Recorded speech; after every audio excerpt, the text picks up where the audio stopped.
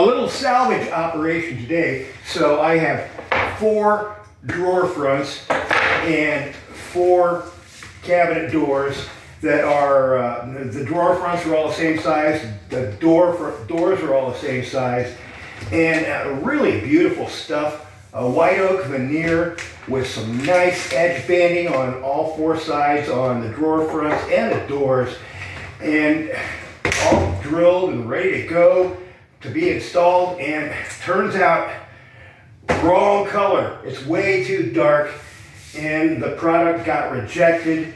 And in order to remove this finish, to sand all that off and try to clean it up and hope we don't destroy anything, unlikely.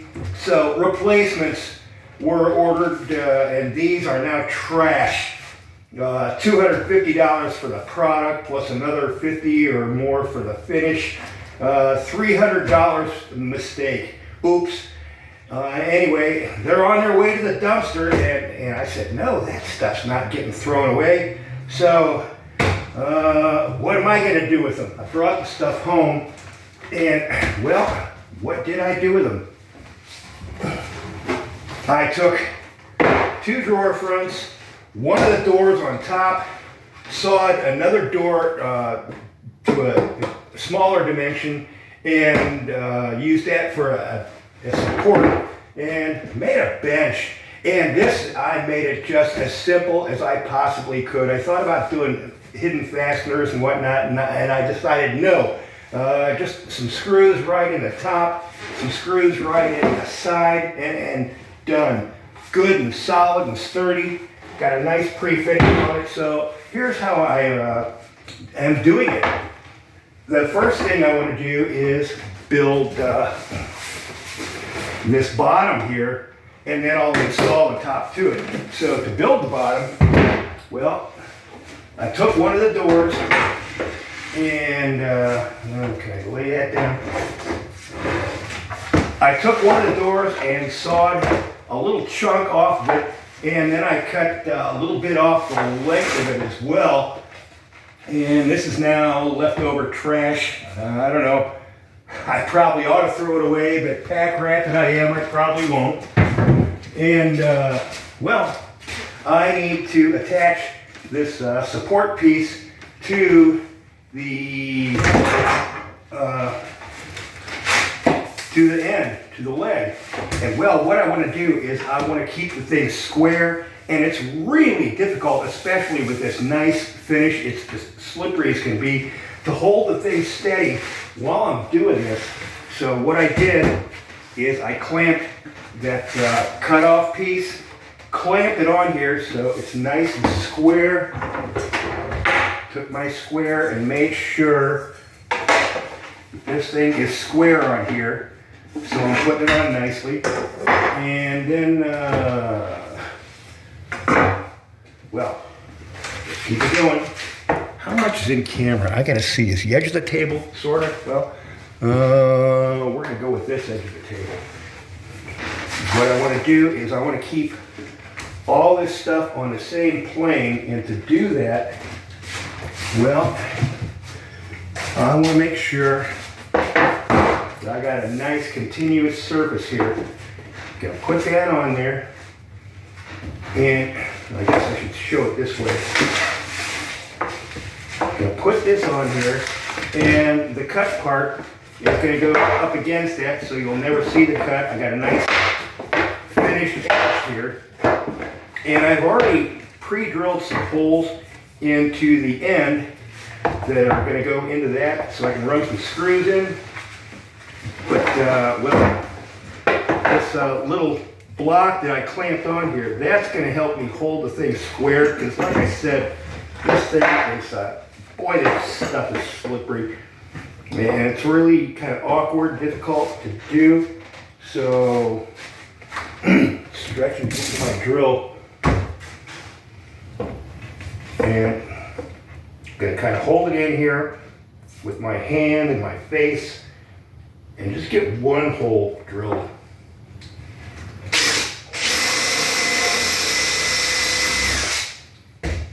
Just like that. And what we're using to fasten is 2-inch coarse thread drywall screws. I really am not a big fan of MDF, but it is a good stable product, but I don't think it holds screws all that well, so I'm using 2-inch screws. If it were a wood product or an actual wood and not MDF, I would probably use a shorter screw. Okay, now that I got that in, and one screw's holding it, we'll put the other screw in and drill for the other one. Boy, the second one is way easier than the first. And get my driver and run this screw in.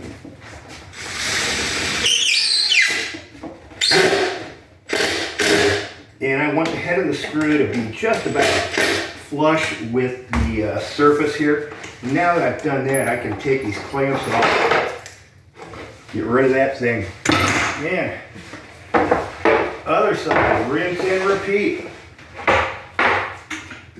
So I measured the block here. It's so that this is like dead center where I'm putting this. That's the idea anyway. I hope it is. And I'm not on here where I want to be. Oh my. Let's see, how do I get this on here? Balancing act. Oh, there we go. Kind of like that. There we go. I can be awkward sometimes. All right, so we drill our hole.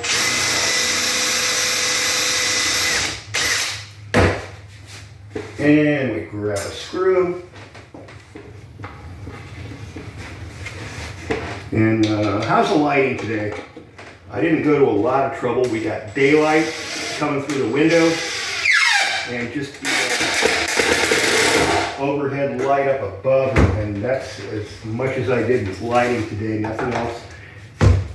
Boy, I gotta, we'll run it. And with that, with this screw, let's see.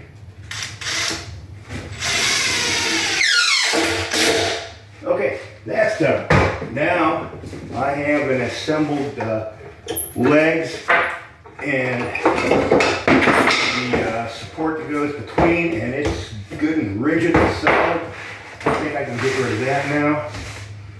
Don't want to lose the drill. Let's stand it up. And what I have to do now is attach the top to it. So to locate the holes where it's kind of difficult on this very dark finish to determine, to mark it and figure out just where the holes need to be. So what I've done is I've applied some masking tape on here, and I can make my marks on there and actually see what I'm doing. And I want to be somewhat consistent with my marks. So I got a line here for the side to side, but I want it to be exactly 6 inches in, because even though I'm being a little bit crude just putting screws right through the face, I do want them to be evenly spaced. So what I want to do here, the door, the top here, is just barely wider than this, so I can just kind of, with my fingers, feel, actually this is flush. Huh. On the other one, there's a slight difference in size. Huh.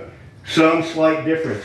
Okay, so what I want to do, the only big issue here is the side to side on it, and to determine that, what I figured was it's going to be a 2-inch overhang. So rather than going with a tape measure, I'm putting more trust in a folding rule.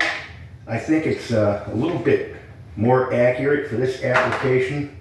And I'm looking at my 2 inches there and my 2 inches there. And so we're just going to go ahead and drill this first. Oh, yeah. Before drilling, since I marked that, I'm taking an awl and poking so that my drill bit does not wander when I actually go to do this.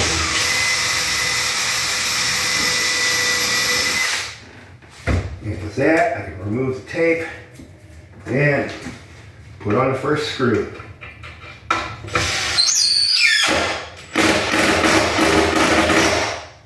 Just about flush. And the other end, it's easier once I got the first screw in. Pound on it, drill it.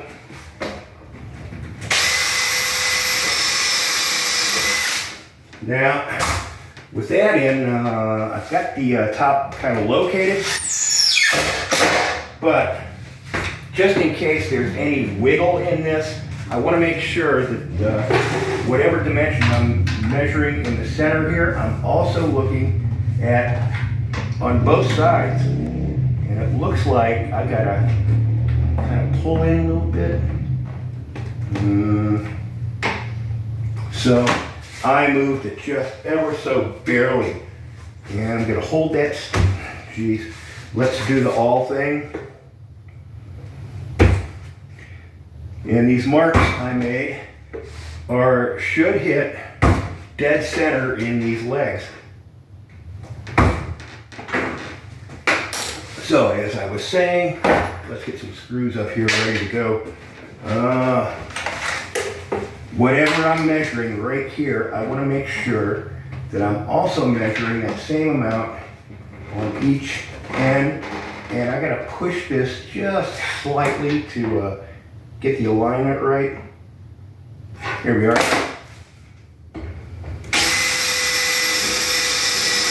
And before I let go, I'm going to get this tape off of here and get this screw in.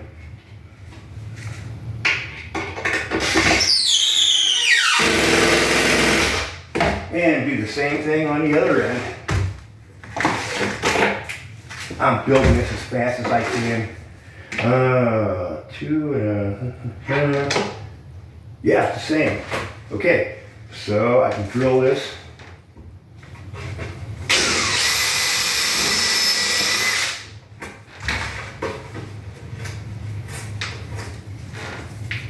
Toss the screw in.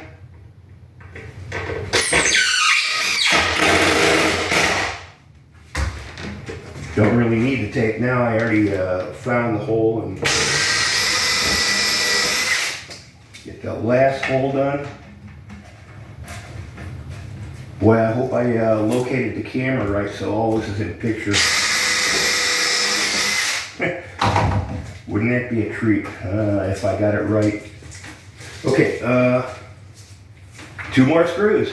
So in total we have 2 screws on this end, 2 screws on this end, and 6 screws on top, and that's going to be plain.